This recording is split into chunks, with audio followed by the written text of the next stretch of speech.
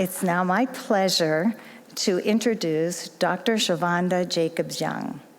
Dr. Jacobs-Young is the USDA Undersecretary for Research, Education, and Economics and USDA's Chief Scientist. She leads an organization with more than 8,500 employees and a $4 billion budget that funds the Agricultural Research Service, the Economic Research Service, the National Agricultural Statistics Service, the National Institute of Food and Agriculture, and the Office of the Chief Scientist. Her priority areas of focus include climate-smart agriculture, nutrition security, equity, and strengthening food supply chains. She advises the Secretary of Agriculture on scientific matters and chairs the USDA Science Council. From 2014 to 2022, she was Director of ARS and led research initiatives for all of USDA. Dr. Jacobs-Young holds master's and doctoral degrees in wood and paper science from North Carolina State University. She is a graduate of American University's Key Executive Leadership and Public Policy Implementation Program and a fellow of both the American Association for the Advancement of Science and the National Academy of Public Administration. UVM has many important and impactful partnerships with USDA. It is an honor to welcome Dr. Jacobs-Young to our university and the podium. Thank you, Dr.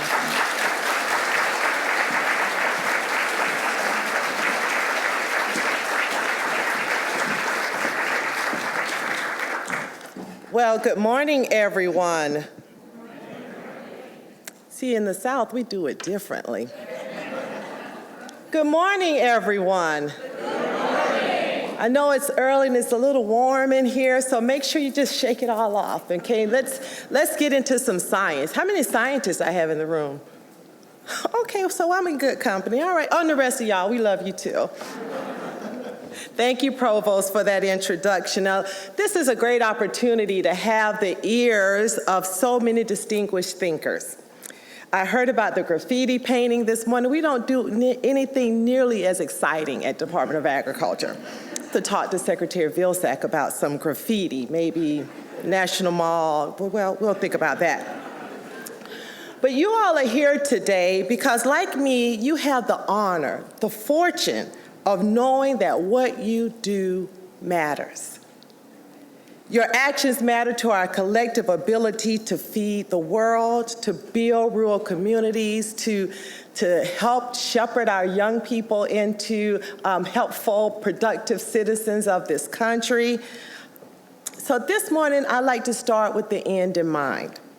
And I hope that you will leave my talk today with a bit of inspiration, some new perspectives, and maybe a new fact or two. The growing responsibility that we all have in agriculture to help ensure that everyone has access to enough nutritious food to eat is daunting. And the challenges facing us in agriculture are many and complex. The global population is expected to exceed 9 billion by 2050. That's 2 billion more mouths to feed. We'll need almost 70% more food, 30% more water, and 50% more energy production. And we're constantly fighting to protect the agriculture industry against new and emerging pests and diseases that can result in billions of dollars of losses to production. And we're striving, as you heard from the provost earlier, we're striving to help Americans make health-promoting diet and lifestyle choices. And we're doing all of this work against the backdrop of climate change and the critical need to preserve the nation's natural resources. So we need all hands on deck, scientists, educators, extension agents. We need everyone on deck, helping us to develop creative, sustainable, and strategic plans to feed the future. This requires interdisciplinary vision and innovation on a grand scale. And I believe that with great challenge comes great opportunity. And we've got this, right? I'm not so sure about that one. So we got this, right? Because that's what we do. We adapt. we innovate. Agriculture research often receives little publicity, but each of us reap the benefits of it every day. As you know, the U.S. has a proven record of making investments in research that pays off for farmers and for our economy. Partially because of these investments, between 1948 and 2019, total agriculture output in the United States grew by 142%. Let that sink in. And this rise cannot be attributed to increases in agricultural land or labor, because both of those variables declined over that same period of time. This rise stems instead from the adoption of a wide-ranging series of publicly funded innovations in crop and livestock breeding, nutrient use, farm and field management, and pest management. These new practices have yielded significant dividends. USDA's Economic Research Service found that public agriculture research and development investments from 1900 to 2011 generated, on average, $20 in benefits for every US $1 of spending. I take that type of bet any day. Yet, once the world's leader, the United States now trails other major nations in public agriculture research investments, declining by a third in the past 2 decades. This loss of investment firepower means that we are potentially missing opportunities to capitalize on the potential of our world-class scientists to conduct the type of research necessary to meet the rapidly emerging challenges that our farmers and producers face. The United States, through USDA and our partners like the University of Vermont, can maintain our global leadership in discovering and disseminating solutions to global agricultural and natural resource problems through responsive, transdisciplinary, and convergent research. No one organization can do this alone, of course. It will take all of us to make a difference. So 2 weeks ago, we held USDA's Agri-Food Innovation Symposium, Harvesting Hope, Cultivating Scientific Solutions that Nourish People and Planet. This gathering served as the signature capstone event for the USDA Science Enterprise during Term 1 of the Biden-Harris administration. We announced how USDA has taken our commitment to high-risk, high-reward, and transdisciplinary research a step further by unveiling a new innovation challenge in partnership with the Foundation for Food and Ag Research, capitalizing on replacing silo-structured science with a systemic approach. This new challenge will catalyze scientific innovation at the intersection of nutrition, equity, and climate science, climate-smart agriculture. The challenge reinforces our historic commitment to cultivating the next generation of food and ag leaders by specifically funding early career scientists who have received their PhD within the past 10 years to lead interdisciplinary teams and conduct innovative, high-risk, high-reward projects. We anticipate funding up to 6 awards of between $250,000 and $500,000 each by the end of calendar year 2024. And I'm excited about the possibilities, driving innovation and translating the work into scientific solutions for the people that need them. Today, I want to share with you that I think fundamentally, for innovation and for us to be able to ensure that we meet the goals, that we realize the potential of the Challenge Awards, and quite frankly, all research, what does it take to innovate and adapt? How can collaborative science inspire solutions for our growing world? Now, I've spent over 2 decades in USDA. I was talking to Senator Welch just a little bit earlier. It makes me sound like I'm about 90 years old when I go through all the things I've done in USDA. One of the things I'm most grateful for is that I've had the opportunity to work with some of the best scientific minds who've done the most amazing things, some even paradigm shifting. And so I've had a lot of time to observe and think about how to impact real change. We have a history of innovation in agriculture in USDA. And from our inception, we've been focused on solutions. What I love about agriculture research So we don't do science for science's sake. There's a problem, there's a challenge, and we're looking for solutions. So what does it take to innovate, to build innovative and revolutionary research? I believe that there are 3 keys: be prepared, push the envelope, and pass the baton. I'm sure those are your 3 keys, right? Well, I'll talk about each of these in turn, but let's start with being prepared. Since a big part of our mission is to preserve our nation's natural resources and ensure the ag system can adapt to the changing climate, we count being prepared as one of our most essential jobs. In ag science, we are always looking forward, thinking 5, 10, 20 years into the future. It's a major part of our business model. I believe we can't wait until tomorrow to prepare for tomorrow. If we do, we suffer lost productivity and an opportunity when disaster hits. Yet when we are prepared, we have what we need when we need it. We must support our collections. Our USDA gene bank includes more than 600,000 accessions, genetically distinct samples from more than 16,000 different plant species. We also hold more than 1 million genetically distinct samples of livestock and aquaculture species. These collections are highly valuable and supply essential support to cropping system improvements and response to existing and emerging pests and pathogens. And of course, we return to them repeatedly as we breed crops that can respond better to changing climate conditions.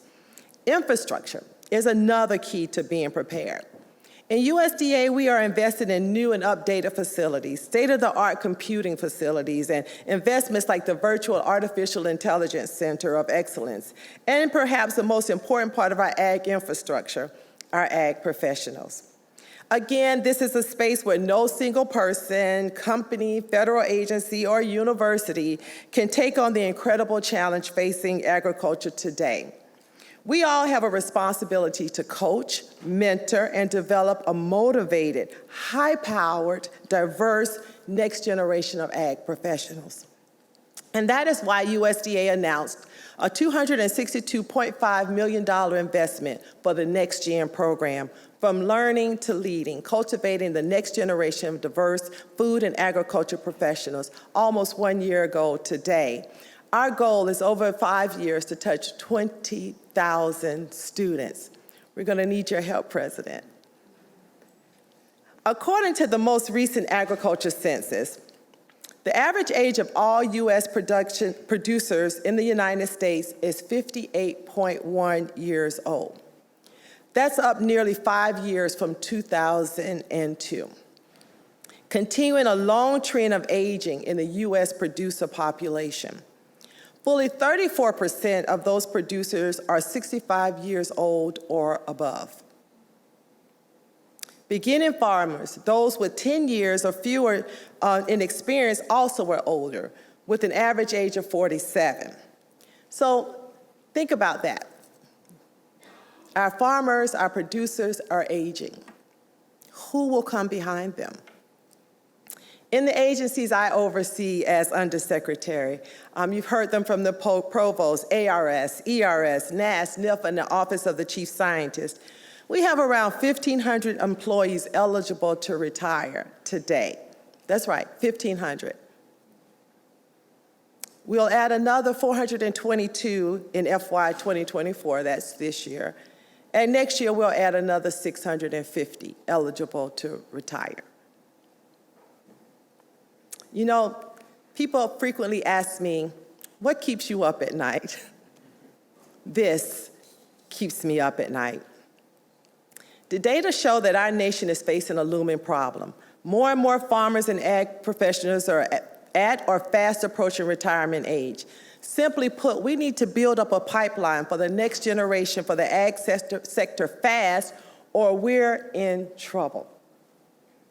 We need to up our game in terms of recruiting and training the next generation. So students in the audience today, I know I talked to someone who just started their master's program earlier. Oh, there you are, you're taking my picture. Hi. Please, I need to talk with you later. We need you. Please, please, please continue your education and join us in agriculture. So the second key to innovation is push the envelope. We can't be comfortable or complacent. We must not accept failure, but persist until we are met with success. Some problems are particularly sticky, so we must change our narrative, our perspective, our approach. Our approach has to continue to evolve. Here is USDA scientist Dr. Ed Buckler. He's combing our maize collections. He and his collaborators have been able to develop maize varieties with 15 times the level of vitamin A, providing a solution to life-threatening deficiencies in the developing world. He and his group have also addressed other critical agriculture issues necessary for world food security, such as hybrid vigor, local adaptation, drought tolerance, and disease resistance. Ed's innovative approach is applicable to smaller crops too. So we in USDA are investing in an exciting new research approach called the Breeding Insight Platform to apply modern tools and techniques to benefit smaller breeding programs focused on specialty crops and animals. These crops have previously not benefited sufficiently from the genomics and informatics revolution of breeding. Dr. Lisa Ainsworth is another of USDA's brightest and most innovative scientists. Dr. Ainsworth pushed the envelope with her revolutionary approach based in genomics and metabolomics to identify how crops like maize respond to changes in atmospheric carbon and ozone, and how they would perform when presented with drought and other types of environmental stress. Dr. Ainsworth demonstrated that in the first 2 decades of the 21st century, a large portion of soybean and maize crops were lost to ozone pollution. Dr. Ainsworth and Dr. Buckler won 2 of the first 3 National Academy of Science prizes in food and agriculture, by the way. So 2/3 of the prizes went to USDA ARS. Okay, yeah, I'm biased. They're fantastic. So now they've teamed up on a project. I mean, if they weren't powerful enough individually, now they've teamed up. Remember those interdisciplinary, transdisciplinary approaches. They're working on a project that truly pushes the envelope. It's called Circular, or Circular Economy that Reimagines Corn Agriculture. We're great with acronyms in government. The Circle project aims to transform U.S. grain farmland into a net negative component of a circular bioeconomy and reduce global greenhouse gases. A major component of the project is breeding maize that is cold tolerant, so it can be grown in early spring or as a winter crop. Imagine. It is hard to understand the significance of this revolutionary idea, a whole shift of the maize growing cycle. So we really try and facilitate pushing the envelope with our researchers and scientists in USDA, creating an innovation ecosystem. So I mentioned earlier the exciting innovation challenge we announced 2 weeks ago. So USDA also has a fruitful program called ARS-X, modeled after the famous X Prize. Anybody heard of the X Prize?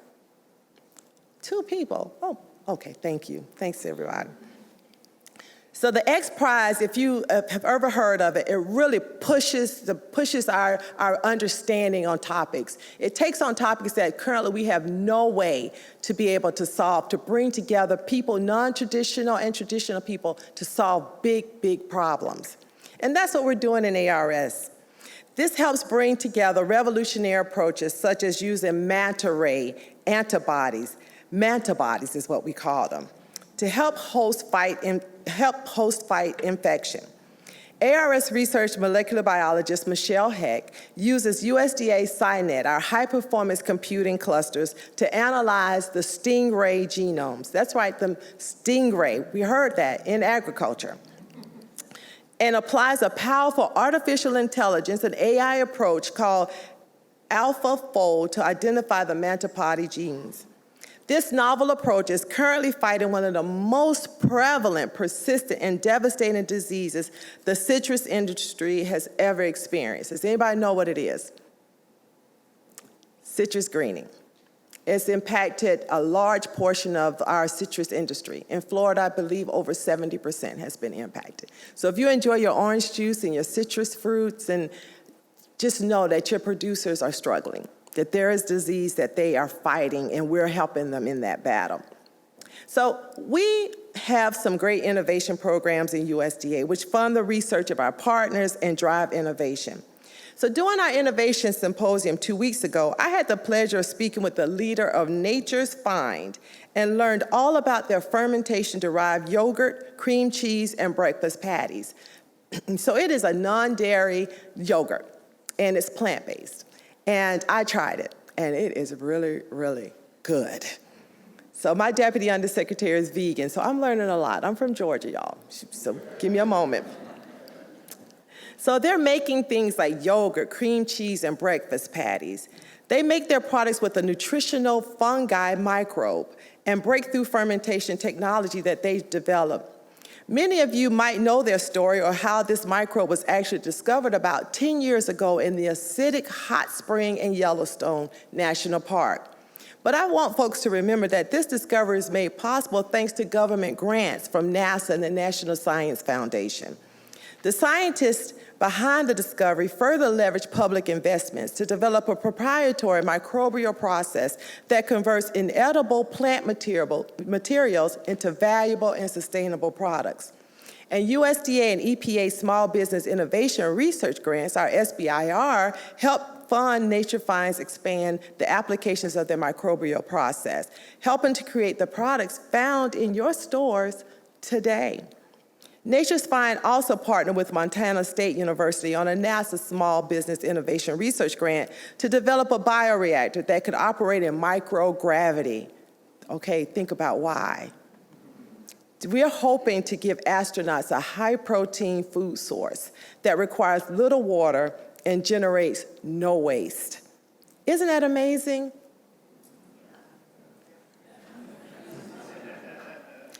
Federal investments enabled these scientists to grow their cutting-edge company into one with the potential to help sustainably feed people here on Earth and in space.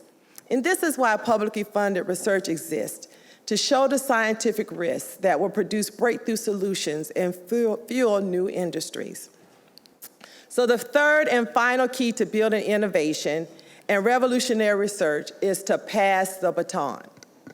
So forgive the track analogy, but I'm a former track athlete, and I always think they're suitable. So last weekend, I watched the NCAA. Well, this weekend, I watched the Olympic trials. Weekend before last, I watched the NCAA championships in track and field. Anybody else watch it?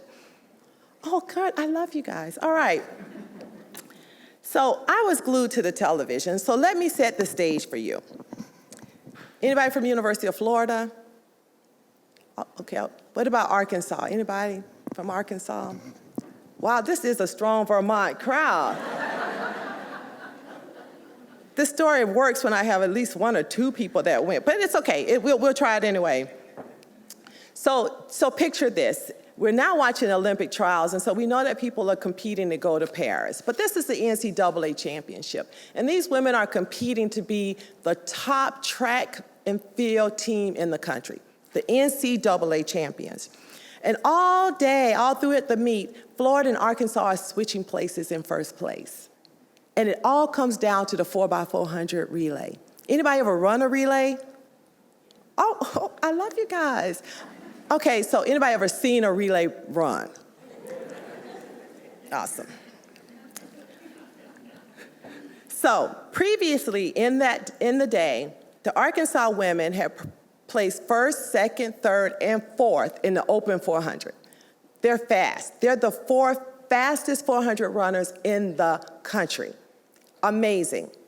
And the week before, these same ladies had come together and broken the world record for collegiate sports in the 4x400 relay. Okay, so they're bad. They are really, really good. So now we're down to the final race of the day. Who will be the NCAA champion? Did I mention that University of Florida didn't have a team compete and be able to challenge them in the 4x400? So now Arkansas is alone in this final race of the day. And so the commentators continue to remind us that this race is Arkansas's to win or lose, and the championship is theirs to win or lose based on their ability to securely pass the baton. Anybody who's run a relay or watched a relay knows that this is not easy. It looks easy, but it's done at a fast pace. And so what works is practice. So I'm going to leave it to you guys to ask me later what happened and who ultimately won the NCAA championship. But now let's talk about why passing the baton in science is so important. What makes it easier is practice and knowing your partners, both the ones in front of you and the ones in back. And understanding in advance, having some idea how you want things to go. And so our innovations are nothing if they're not used. Our revolutionary research is nothing if it's sitting on our shelves in a peer-reviewed publication. I'm sorry, y'all, peer-reviewed publications are great, but if it's just sitting in that publication or in a dusty file cabinet, it's not helping the people who need them. If we drop the baton or fail to pass it securely, safely, and fast enough, the next runner can't go on to win the race for the team, and in our case, for the people who depend on us. Having the foresight and vision to know how you'll use your findings before it's time to do so will help with the handoff. I encourage our scientists to work with the experts to find technology partners before their work is mature, even at the inception if possible. You know, anybody ever work with a statistician? Yeah. You know, they don't like it when you bring them in after you've done all the research. They want to sit down with you at the beginning to help design the project. And so we want to use that same concept when we think about how we're going to pass our research off to translate it into action. So to illustrate passing the baton, I thought I'd highlight the work of the USDA Climate Hubs for you today. Briefly, the USDA Climate Hubs were established in 2014 to translate climate science into action. Recognizing that climate plays out differently across the U.S., the USDA established 10 climate hubs distributed across the continental U.S., Alaska, Hawaii, and the Virgin Islands. In a nutshell, the hub's mission is to translate research and deliver science-based, region-specific information and technologies to enable climate-informed decision-making. The hubs represent a unique collaboration across USDA with contributions from many agencies, including the Forest Service, the Agricultural Research Service, the Natural Resources Conservation Service, the Farm Service Agency, the Risk Management Agency, the Animal Plant Health Inspection Service, and many, many more. So I'm saying all these because I want you to know it is a USDA-wide effort. And it works because we partner with our land-grant universities. So what you see coming across the screen now are highlights from the current portfolio of the Northeast Climate Hub. All of our climate hubs support working lands, farms and forest managers and producers through research and extension to understand how the climate is changing and, most importantly, how to deal with it, how to respond. They share and deliver information and useful tools for climate adaptation and mitigation. They help us understand how the climate in your regions, in this case the Northeast, is changing. The USDA Climate Hubs are structured around 3 work streams. The first work stream is science and data synthesis, which involves translating and delivering climate science information relevant to our users. Examples include regional risk and vulnerability assessments, as well as our contributions to the national climate assessments. The second work stream is the development and support of tools and technologies that support climate-informed planning and decision-making. The hubs have co-developed over 25 climate-based tools to date. An example is GrassCast, which allows ranchers and land managers to forecast grassland productivity for an upcoming growing season. The third work stream is outreach and convening and training, taking it to the farmers. Who said that? Norman Borlaug, take it to the farmers. The hubs facilitate engagement, discovery, and exchange of information on climate science, tools, and approaches to adapt to and mitigate a changing climate. This may be the heart of the hubs as Hub staff partners and fellows engage with farmers, foresters, and land managers, often in their own communities. Remember place-based, we've heard that a couple of times this morning. The goals are to co-develop relevant products such as fact sheets, science briefs, opportunities for peer-to-peer engagements, workshops, webinars, and multimedia products. An example of this work is the NRCS-led Climate Conservation's Conversations, occurring across the Hub region.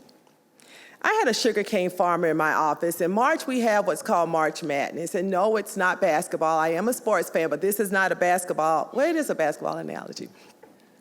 But in March, we have stakeholders from all across the country come to Washington, D.C. to share with us their highest priorities. They also go to Congress and talk to them about their priorities. They're a very, very important part of our work. But I had a sugarcane farmer come to visit. And he relayed to me that if it had not been for USDA science and our technology transfer, he and his family may not still be in farming. They had had the coldest winter, one of the coldest winters ever. 20 years ago, they would have lost their entire crop.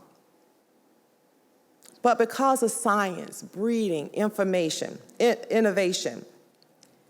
they not only didn't lose their crops, they had a record production season. That's what science enables. The science and work that we work with our customers have just allowed people to do amazing things. And more importantly, those who want to stay on their land can stay on their land and be successful. So early consideration will make it easiest to build the right partnerships, to transfer your technology so your baton handoff will be smooth.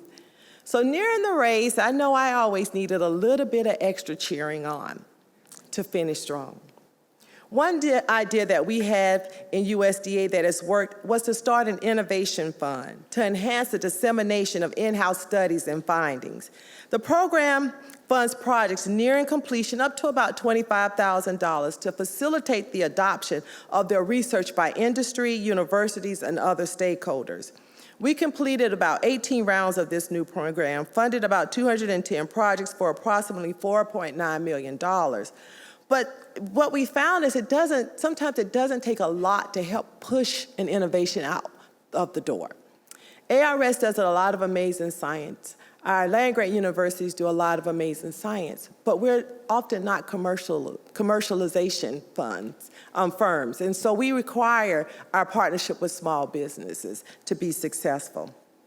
Well, those are my 3 keys to innovation, research, and my estimation. Being prepared, making key investments now so you have what you need when you need it, pushing the envelope, looking to new technologies and other fields for tools to solve sticky problems, and passing the baton, taking the lead from those who've come before you, and being vigilant to finish strong at the end by transferring your technology to the next leg or across the finish line. I'd like to round out my remarks today by talking with you about how those keys to innovation play out day to day in USDA science, how our current work and our priorities can illustrate the keys for us, and how we're working toward a specific vision for the future of agriculture that I think is provocative for your discussion here at RISE on placemaking. Secretary Vilsack has a vision for U.S. agriculture that resonates. And support from the Biden-Harris administration and congressional funding, sometimes in unprecedented amounts, we have pursued this vision with passion. In the past 60 years, American agriculture has responded to the call for greater productivity to meet our needs and the needs of the world. And this has also led to larger farms and fewer farmers, forcing people to either get big or get out. Despite record-breaking farm income in recent years, typically about 7% of our farms receive 85% of that income. Typically, 7% of our farms receive 85% of that income. So 93% of our farms are sharing 15% of the income. I just want you to, all you folks who are great at math, to think about that. So that means a large portion of our farmers have to work another job to maintain their lifestyle. That leaves small and mid-sized farms behind, weakens local rural economies, and threatens our food security and our safety. In fact, since January 1981, we've lost nearly 545,000 farms and 155.6 million acres of farmland. That number of farms is equivalent to the loss of every farm in North Dakota, Minnesota, Wisconsin, Illinois, Iowa, Nebraska, Oklahoma, Missouri, and Colorado in 2023. Alternatively, we envision a farm system that creates value and opportunity for all producers and communities, all farms, large farms, mid-sized farms, small farms. And we can do these we can support all of these farms with things like climate-smart agriculture. Farmers can earn extra income by taking on innovative, climate-smart practices and capitalizing on the bioeconomy, which also creates new and better-paying jobs. Through USDA, we developed the Partnerships for Climate-Smart Commodities program to encourage farmers to embrace climate-smart practices that offer a value-added benefit. USDA is investing more than $3.1 billion for 141 projects through this effort across all 50 states. We can also create value and opportunity for all size producers and communities by promoting renewable energy and bioproduct demand and use. Some of the climate-smart projects involve converting agricultural waste into more value-added products. USDA supports bio-based products that remove waste, repurpose materials, and revitalizes our rural economies by creating new, good-paying jobs. A great example is sustainable aviation fuel. This is a 36 billion gallon need by the airline industry that doesn't exist. We don't have our ability to meet it today, but they want it. So it's a customer with a demand. And so we need to be able to be prepared to supply it. So the growing demand for aviation and marine biofuels and bio-based products is a major opportunity for farmers. And investments in electric utilities create a new outlet for farm-generated energy like solar panels and anaerobic digesters. We can create value and opportunity by boosting domestic fertilizer manufacturing and encouraging innovation in fertilizer technology that reduces high costs for farmers and protects them from unpredictable global markets.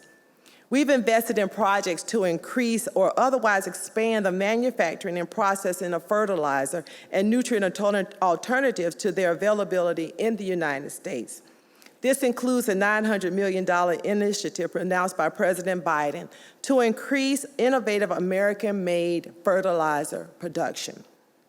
We can create more and better local and regional markets and new processing capacity, give farmers a fairer price, increase fresh food access for communities, and make the nation's food system more resilient. USDA has established 12 regional food business centers across the country to provide technical assistance to anyone who's interested in creating a farm-to-school, farm-to-grocery store, farm-to-restaurant, farm-to-hospital, farm-to-any institutional purchaser of food. You get it. USDA is trying to create value and opportunity for all producers by helping to establish independent processing facilities. This helps farmers and ranchers attain fair prices, gives them options closer to the farm, and makes our food supply less reliant on a few large-scale processing companies. And today, I'm pleased to announce another large investment, this one from the National Institute of Food and Agriculture. NIFA has made an investment of $70 million in creative and visionary sustainable agricultural products that promise to transform the U.S. food and agricultural system to increase agriculture production while also reducing its environmental footprint. This investment is made under the Sustainable Agricultural Systems Program area of NIFA's Agriculture and Food Research Initiative, AFRI, the nation's leading and largest competitive grants program for agricultural sciences. This innovation area focuses on a broad use of needed research, education, and extension solutions, from addressing labor challenges and promoting land stewardship to addressing climate change impacts in agriculture, and fills critical needs in food and nutrition. The $10 million awards made under the Sustainable Agricultural Systems are Coordinated Agricultural Products, our CAP projects, which are larger scale and longer term investments that integrate research, education, and extension efforts. These projects promote collaboration, open communication, and the exchange of information, and coordinate activities among individuals, institutions, states, and regions. 2 of the 7 $10 million grants that are being announced today are to land-grant universities in northern New England for integrated research, education, and extension projects.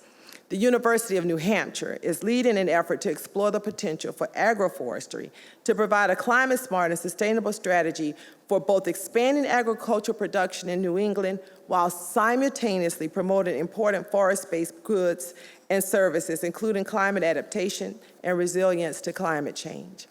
The University of Maine is leading an effort to advance the bioeconomy by developing biorefinery technologies that will make the millions of tons of available low-grade woody biomass, which currently has a very limited market, more commercially viable in both the sustainable aviation fuel and fish feed sectors. So you see, here is an administration's vision and historic congressional funding through the Inflation Reduction Act and the American Recovery Plan, creating windows of opportunity for agricultural science, both in USDA and with our partners, allowing us to shore up the systems to be prepared, fund the development of exciting new technologies that push the envelope, and enabling partners that bring those technologies to the people who will make them work for agriculture, passing the baton. For all of us, I want us to be prepared. So we're in a good position to go out and seek innovative solutions to our complex challenges. And I want us to work in partnership with each other, from field to fork, from soil microbes to solar panels, across the whole science to technology continuum to effect smooth and efficient transfers. We really can't afford to be siloed off in our laboratories or in our offices. We can't afford to work in vacuums. We can't afford to start without the end in mind. We have a world to feed, and they're depending on you. So thank you for your partnership and having me today.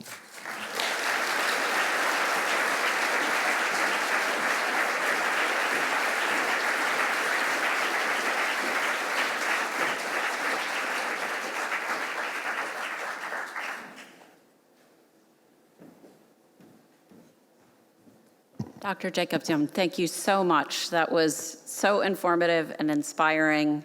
And you're right, we can't afford to be siloed off.